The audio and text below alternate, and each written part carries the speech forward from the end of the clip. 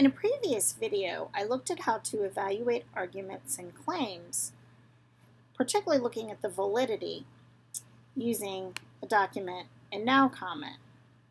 I'd like to now take a look at being more specific as I look for eyewitness accounts where a writer is referring to something that's actually been seen from a first-hand point of view, or an expert opinion, when a writer uses the opinion of someone who's considered a specialist or an expert in the field of the study. And so I pulled up the eyewitness account tool, and I've actually found a couple of pieces that specifically describe what the writer of this article has done. Here's one right here talking about how they climbed out and went down to where the penguins' nests were.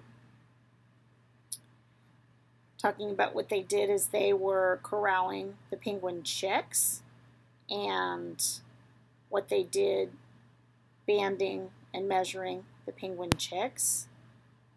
What happened after the banding.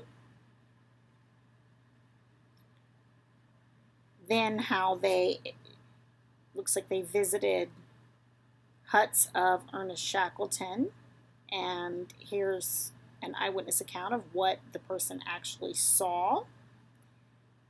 Then what happened after, and going home. Now I noticed from these eyewitness account pieces that I have that sequence of events, and so that's another way to examine text carefully. Now I'm identifying what I feel are the expert opinions. Because this is about scientists researching penguin chicks, I feel that I can trust what's being stated here as coming from these scientists as experts.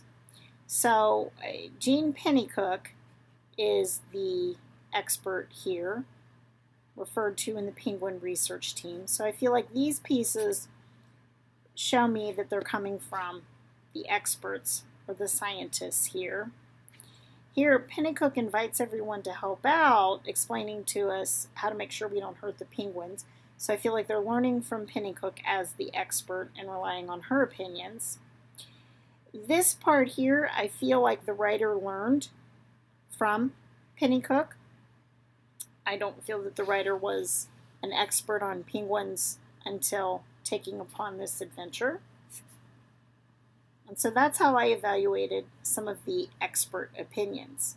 Now I could go through and look for the claims that the writer is making or evidence and facts, but I just wanted to be sure to illustrate how we can